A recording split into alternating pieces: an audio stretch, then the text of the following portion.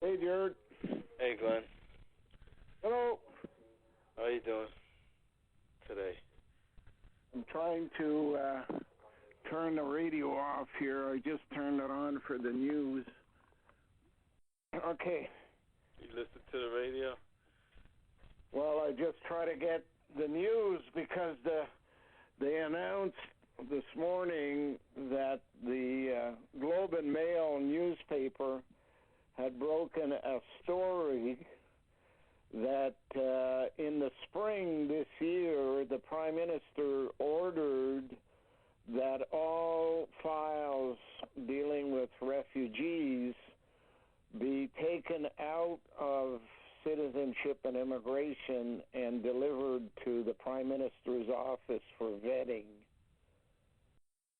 So what was that all about? It was at about the same time as Jennifer had written the Prime Minister a letter stating that Vic Taves, the Minister of Public Safety, had raped her.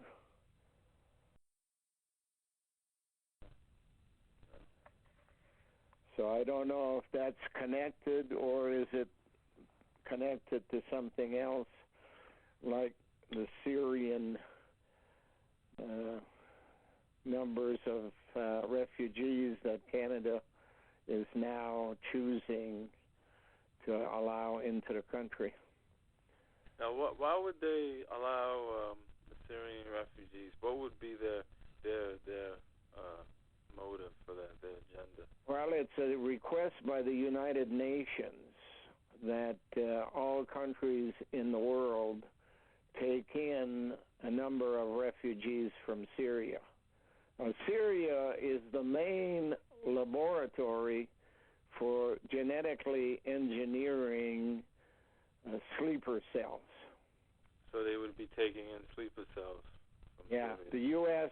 has apparently agreed to take in 185,000, and Canada, at last count, we're talking about something between 10 and 40,000. None of them can be vetted for security reasons because there's nobody to ask questions of. At the other end, there's no government basically operating in Syria, so they certainly can't give a clearance. Whereas Jennifer, being a director of nursing, automatically had to have a FBI clearance. And while she was in charge, the rating of the institute went up to 5-star, the highest rating given in the U.S. And when she left, it dropped to 4. So what is the problem with allowing Jennifer into Canada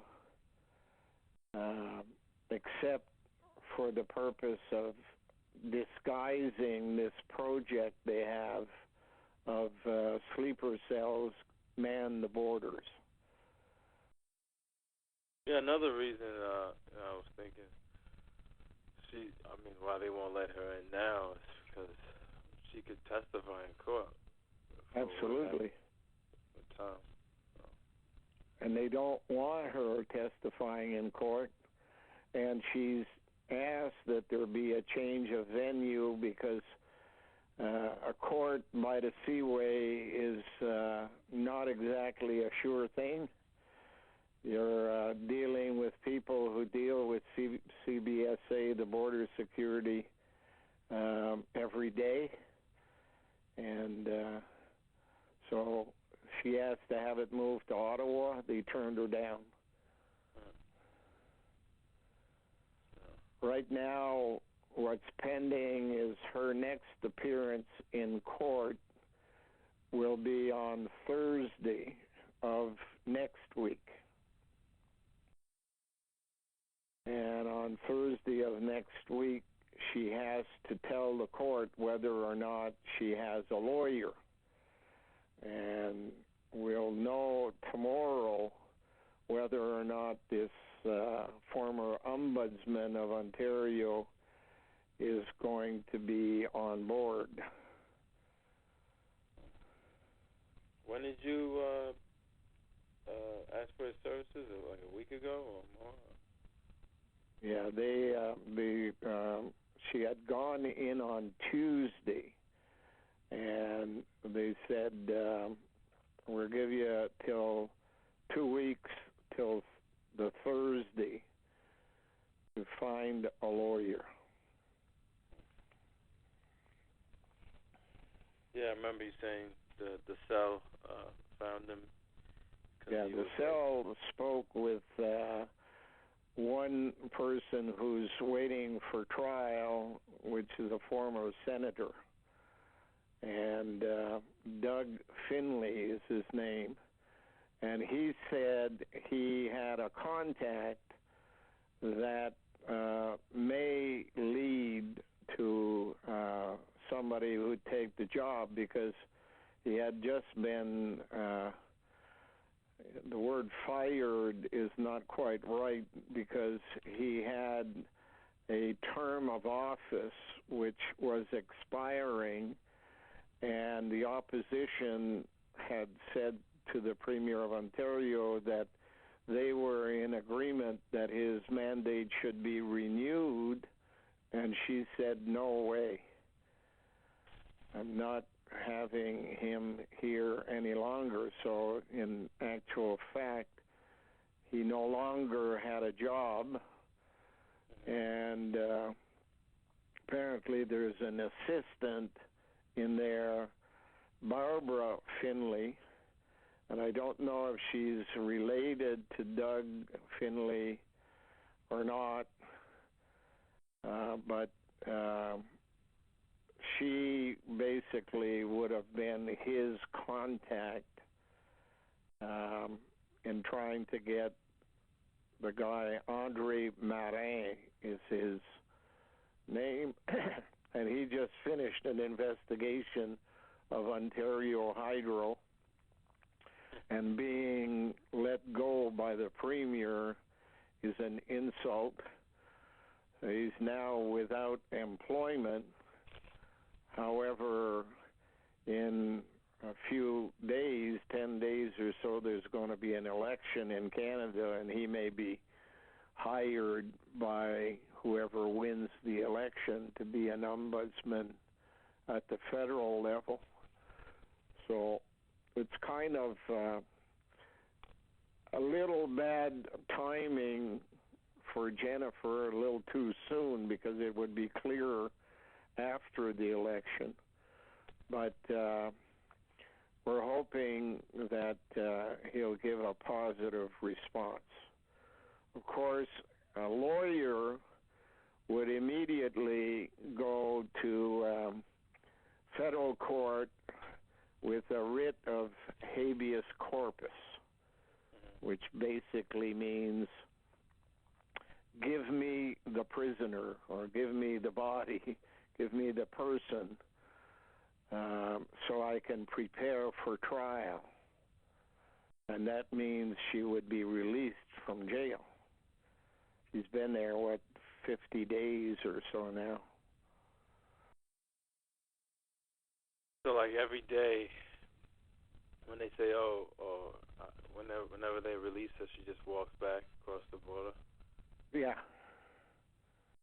Well, when the court releases her, the CBSA grab her, put her in the car and drive her across the border. And then the U.S. says, you can't do that. There's no court order. And you don't leave a person on a road far from anywhere, because their border guard building must be about 5-10 miles outside of any place. And so she's been returned 4 times. And I think that in 3 occasions, the U.S. border guard drove her to the place that's the border, and she got out and walked back to the station in Canada. And one time she had to walk all the way from the U.S. border station, 7 o'clock in the morning, cold morning, no sweater, no nothing. She was freezing. And when she got back in, she was told she could stay on the bench in the office, and she said, "No, I need to lie down." So they took her into a cell, and she got a blanket there, and then they took her out of that station, which is at Lansdowne, and drove her all the way to Cornwall, which would be probably 60 miles, to an RCMP detachment office that had some kind of communications network so that a justice of the peace could do the initial interview on video. And then they brought her to the detention center in Ottawa.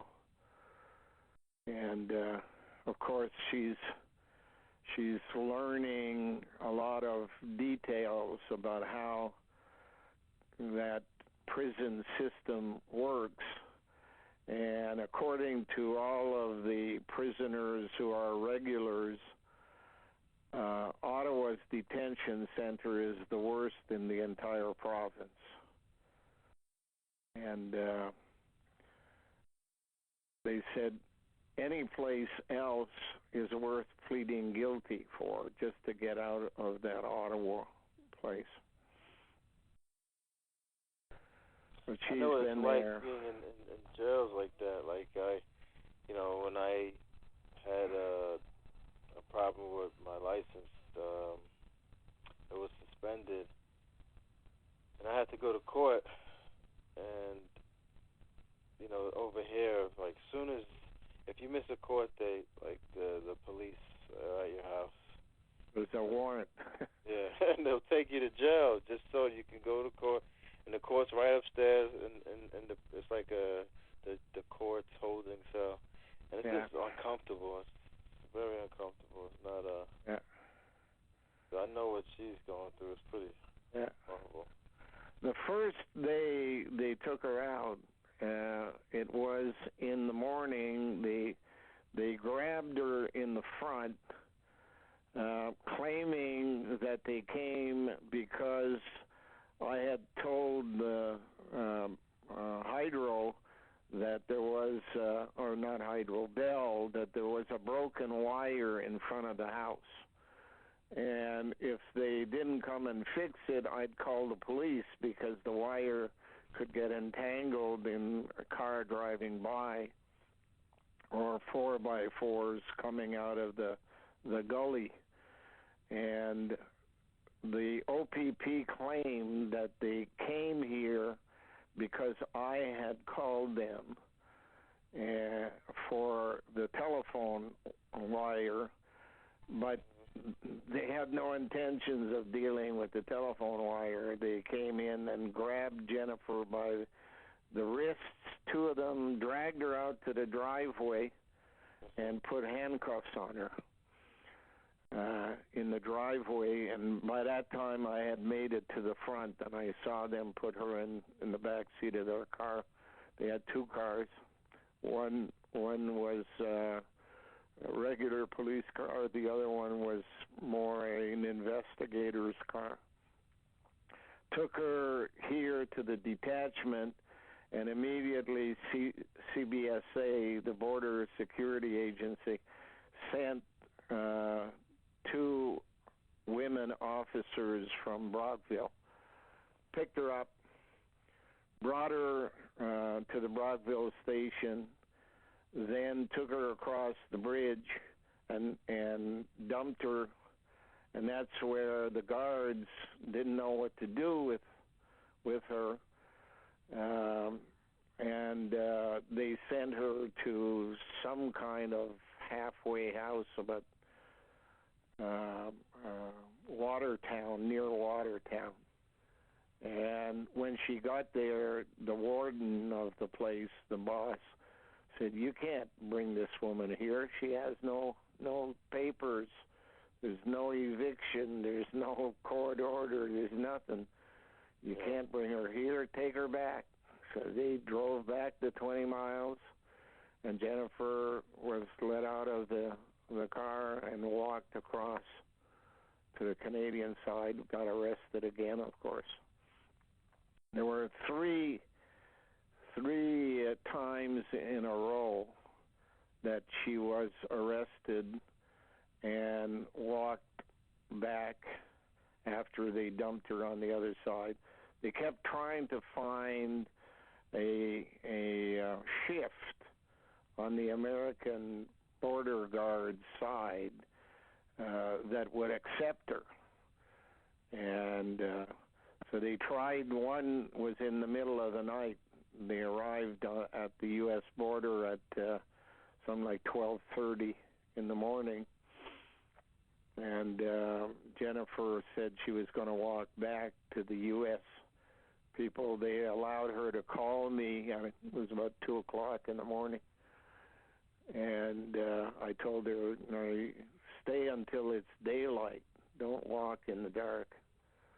And at 7 o'clock in the morning, she walked back again. So it was the third time. And then there was a court appearance where, in order to have her arrested outside or being brought into Ottawa for the detention center, they had to manufacture some criminal activity or whatever. And when she got to court, the judge said all the charges except coming back into Canada have been dropped, because they didn't want any paperwork that would show that she had even been in Canada. They just wanted her out. So somebody is giving orders not to allow her into the country that is causing them to act in a ridiculous manner. The Cell has described her being dumped on the other side of the border as attempted murder by proxy. In other words, if you leave a woman on a highway with no money and no clothes except what you were wearing working in the garden, it's more than likely that whoever picks her up along the highway might in fact cause her harm. And they don't seem to care. So it has to be someone with a fairly high authority who is giving the orders to make that happen. And that would have to be either a minister of public safety or a minister of citizenship and immigration or the prime minister's office. How does that power structure work in that area? Like, I remember you yesterday saying something along the lines like the border guards, they're like their own entity. What you have is not limited to Canada. In the 1500s, in France, in Paris, There was a guy, a priest, archbishop or something of Paris, who founded a group of border guards, if you will, or the proper word would probably be bureaucrat. The theory was that royals and religious hierarchy were genetically engineered for their task, to be dominant in society. And his suggestion is that is deemed in the long run to failure. What you need is a reversal of the process. You have to engineer the line people, the ground level, going up rather than the royals coming down, so that the information that first arrives to what is supposed to be the government is in the hands of the controlling interests. So they began genetically engineering in Latvia a group of bureaucrats that over the period of 1500 to 1700 was infiltrated into French society, and was infiltrated by declaring that there were kids left at the church type of thing, or the monastery or the nunnery, and had been abandoned, and they needed families to take them, so they would pay some fee to a family who would take in a child. The same kind of thing happened in Quebec here, and when I was a kid, there were families in Quebec that had 15 to 20 children. And we could never understand that in Ottawa because most families had 2 or 3 kids. In any event, this infiltration into society of what they called foundlings was not really abandoned children, but it was the product of genetic engineering entered into an egg prior to fertilization in a laboratory. Beacon babies, if you want, done in a glass jar and that kind of stuff, and inserted into families would mean that people, when they grew up, would believe that they were just another kid from that family. However, they had been modified genetically to be professional bureaucrats. Bureaucrat, take the word. First of all, it's the girls that are doing it, so you have a B at the front. That's the girls, because a B is linked to the shape of breasts. Then you have the 2 letters U-R. And Caucasians are said to have come from Babylon in a town called U-R.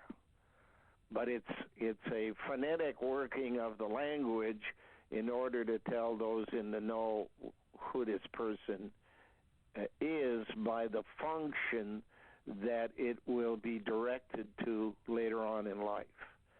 U-R, and then O is E-A-U in French, which means water. So you are water, rats. Rats are the original animal that lived in caves and did the primary investigation of the cave. And what a bureaucrat does is the primary investigation in the job they've been put in. So knowing that these individuals are bureaucrats by the people who did the genetic engineering, who had the only education at the time, the priests and the royals, especially the priests, because royals were kept out of this. They were in charge of government, and these people were going to affect the information that they would normally receive and redirect it to the priest rather than to the king.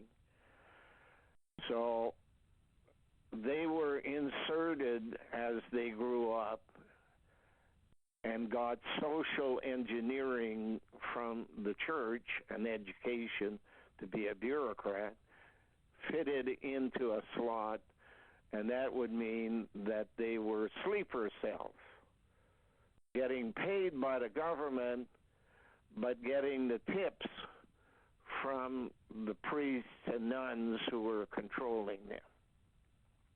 And the priests and nuns getting all the information that came into a government department or a business or what have you first, and deciding whether or not the king should know before anything ever happened.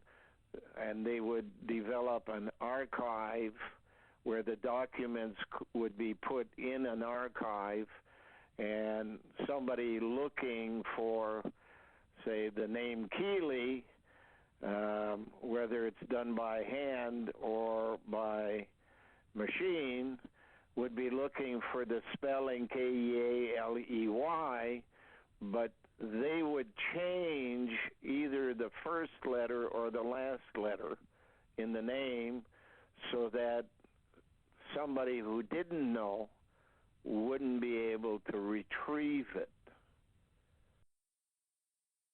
because it would appear as if there was no file under that person's name.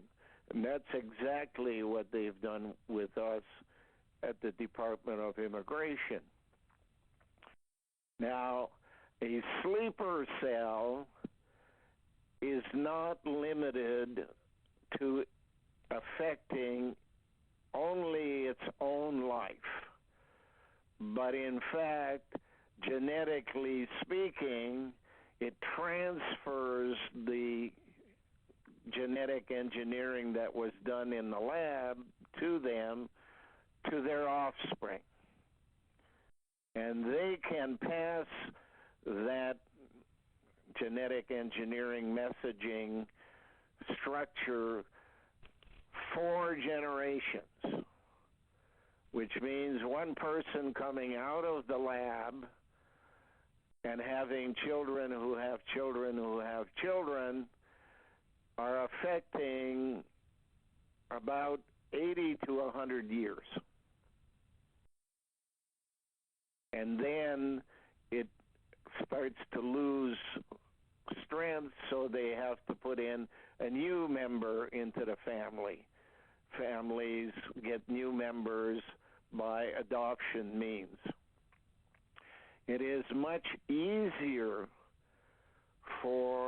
in modern times, for these genetic engineered children to be made in other countries than those in the West. And therefore, there is always among wealthy people an urge to adopt from foreign countries, mostly Africa and Asia. And what they're getting is a genetically engineered child from a lab put into their family, which will affect people for the next 80 to 100 years. It's like the Cuomo, the governor, and Cuomo, the journalist on CNN, they had a story on about their family history. And about 80 to 100 years ago, in Italy, their great-great-grandmother was a foundling.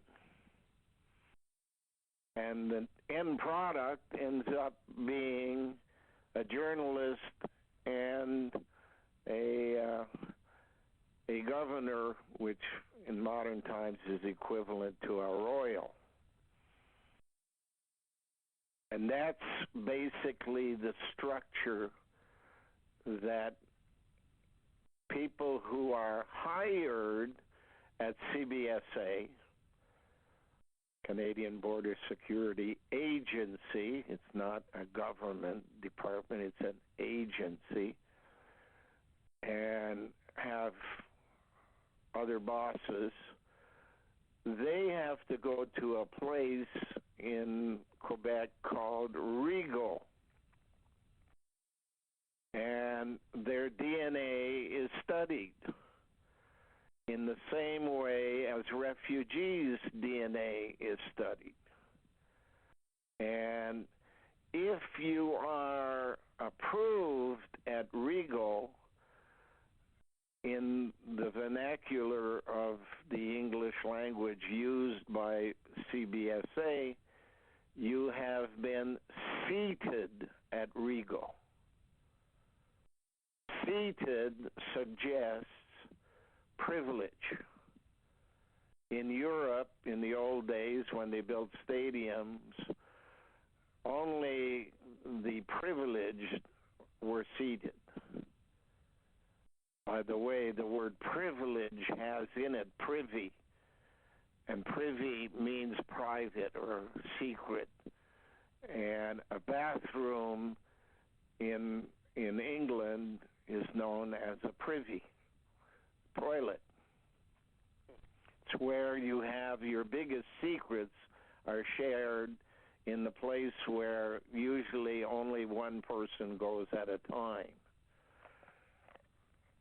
In the White House, there are many stories about presidents sitting on the toilet giving instructions to foreign leaders who had come to the White House Oval Office and are basically denigrated to show power in the hands of the president as opposed to them.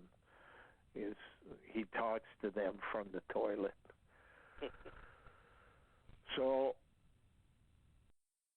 in French, and your mother can confirm that, in French, if you say seated, a mother would say to a child in English, sit at the table. But in French, a mother would say, fais cici. Cici is phonetically two letter C's. Two breasts, if you put them together, would make like a B. If you look around the world, ISIS is a military organization at war in Iraq and Syria. ISIS is really CC, backwards. Yeah. Got to remember, this whole system began in the Middle East. The president of Egypt is called CC.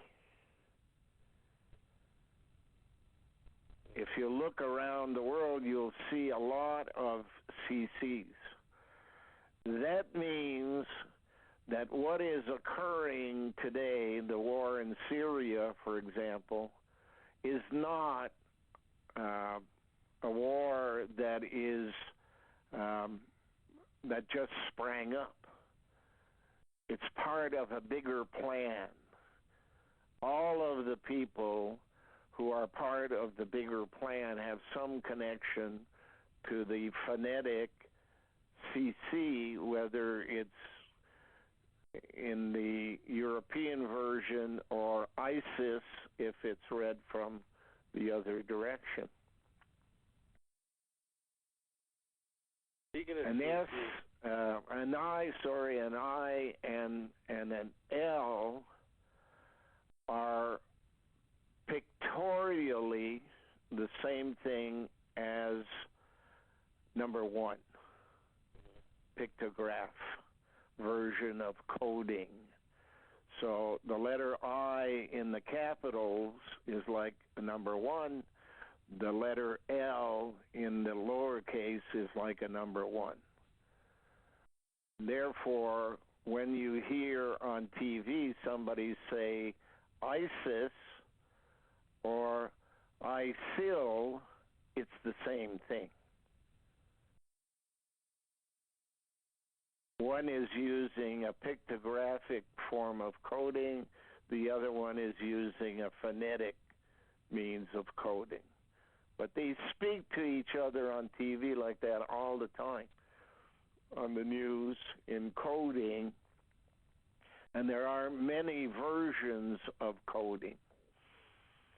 So one thing we know for sure is that from the time of the 18th dynasty in Egypt, timing approximately 1500 to 1200 BC is the period in which the 18th dynasty occurred. The border guards were always foreign to the people in the country. And that's occurred all the way through when the Russians had their revolution and kicked out the royals. They also kicked out all of the border guards, who were mostly Ukrainians. Canada is no different than the 18th dynasty or Russia. It has a border guard, and I suspect the USA has some connection as well. Border guards who are genetically engineered end products, not necessarily the ones who came out of the lab. That would have been done under the story you use in the U.S. about Johnny Appleseed. Johnny Appleseed delivered apple seeds that had been genetically engineered to farmers, and along with it came a Bible. So you engineer the kid, and then you teach him from a book that is a coding manual. Most of the stuff written in the Bible was, in fact, copied from the books of Enoch, which basically were written at about the year 3400 BC. About 600 years after Adam and Eve, and therefore the Bible comes 3600, 37, 3800 years later, because it was published somewhere around 175 AD.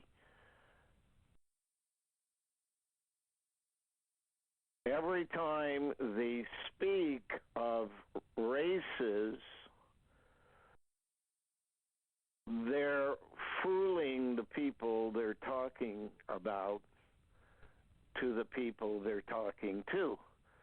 because it's not races that is important. It's cloning of genetic pools. Because within a race, there are clones of each pool.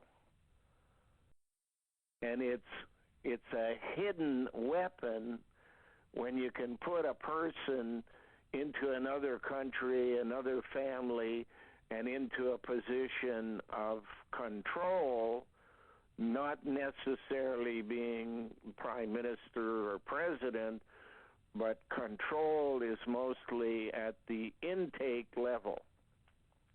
And therefore, the most powerful group of people in any country are the associations called Human Resources Associations. HR, just like royals, His Royal Highness in reverse, Human Resources.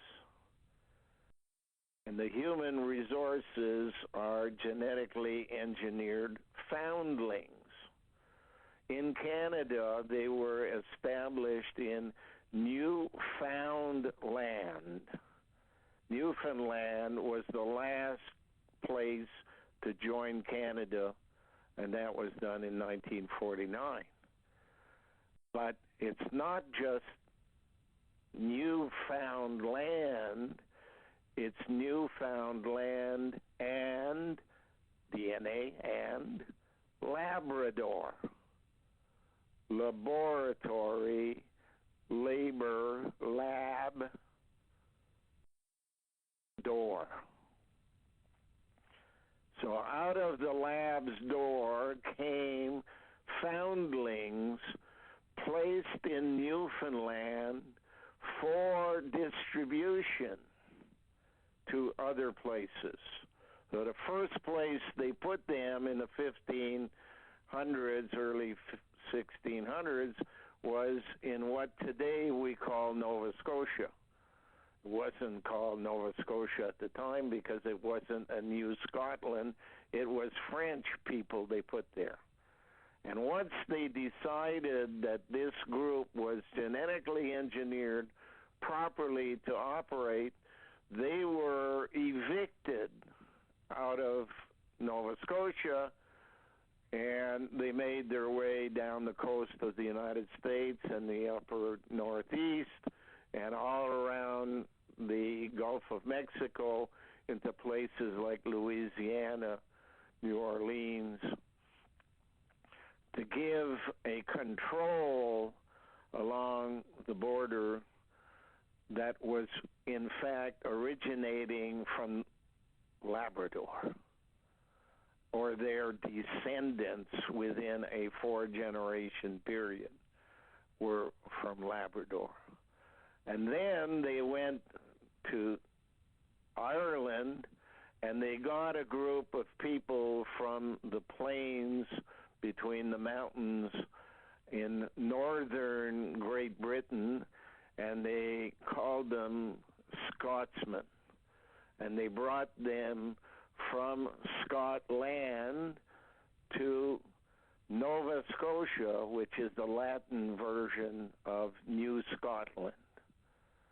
And that's why today in the Maritimes, most of the people have origins from Ireland or Scotland or France, because some people who were kicked out always come back. So you have a number of people like that. And many of the descendants of African slaves settled in Nova Scotia after they were freed. So genetic pools,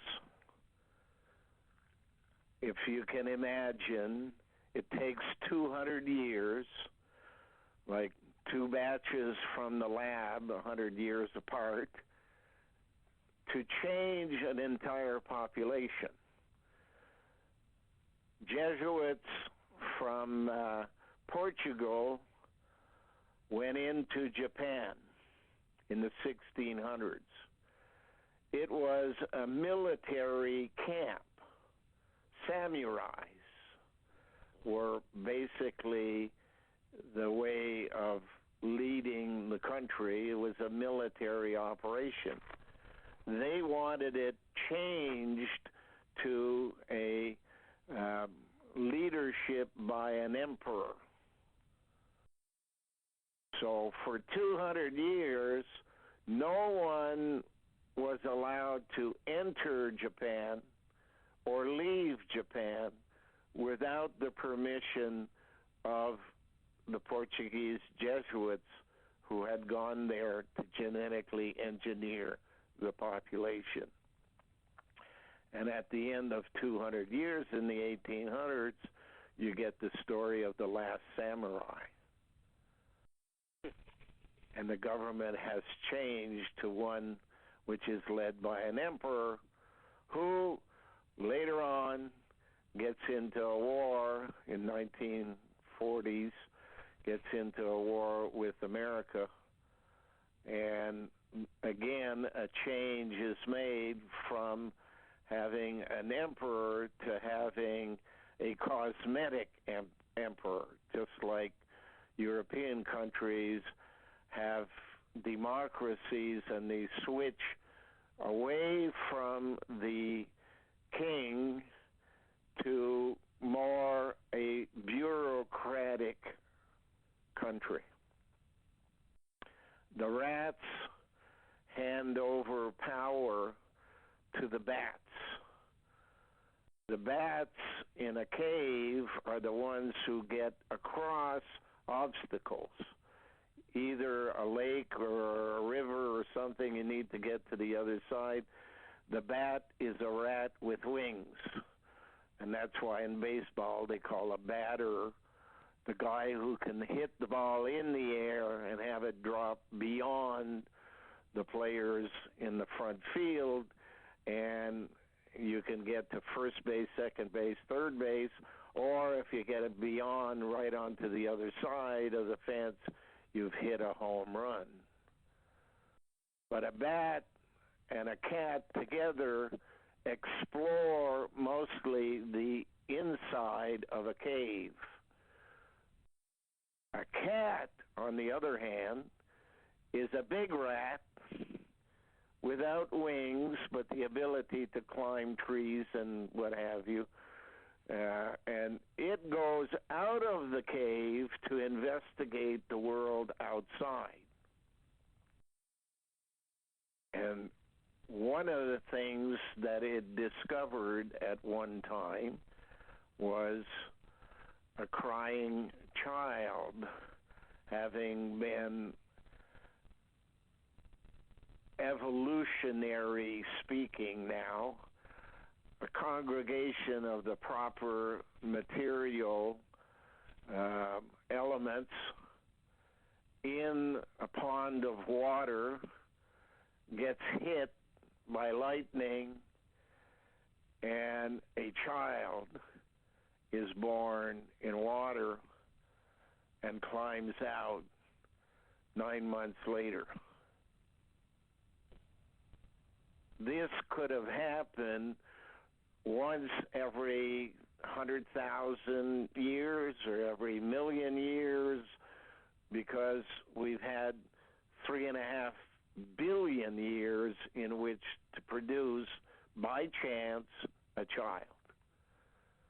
And every child that was born, and there wouldn't have been many, would die because there's no nurturer involved. And for human beings, you need a nurturer. Guess what? Out of the cave comes one day a mountain lion. Lost her babies at birth. Died in the cave. And she goes out looking for a baby. Usually they just steal it from another cat. come across this little human baby. Hey, sounds good. Grab it by the neck, take it into the cave, and feed it. The concept is the story of Tarzan. If you look at all the Tarzan movies, he was raised by apes, but there is a respect between him and lions. And he's never attacked by lions. Tarzan. Rat. Tar. Rat. New beginning. A genetically engineered baby done by evolution. Later on in life, people who want to copy the process are called evil. Evolution. Genetic engineers in a monastery are evil. They have evil intent.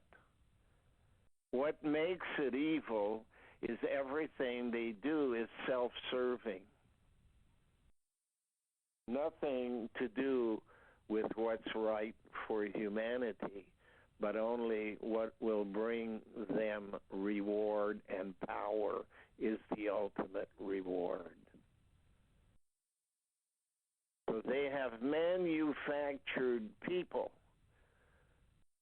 by copying evolution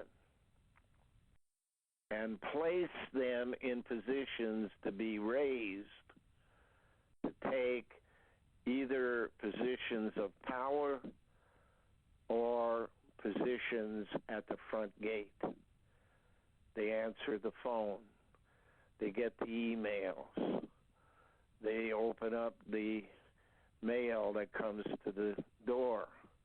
In a police department, they are the receptionists. And everything that comes in is sorted out as to what their bosses should know and what their controllers should know.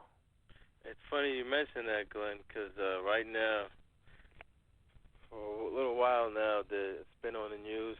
Florida, a clerk is like halting the process of allowing same-sex. Yeah. So it just shows that they can, clerks have a lot of power. They can stop. The group that was created in the 1500s in Paris was called Congregation of Clerks. And tomorrow is their feast day in the Catholic Church. The 9th of October. You got to remember the number 9 is the number for women. And it was the number for Pluto. And what happened to Pluto? It disappeared. It was downgraded. And now it's making a comeback. But it's been away for a while. Gone in for retooling like a Volkswagen. It lied all its life about the quality of exhaust coming out of its engine by changing the software, telling the vehicle whenever your front wheels aren't turning, it means you're being tested. So switch your exhaust settings to this instead of that, which is used for gas consumption. You want to have less gas consumption on the highway, but more gas consumption cannot be measured, and therefore the software changes the settings so that when your front wheels aren't turning, it means you're being tested.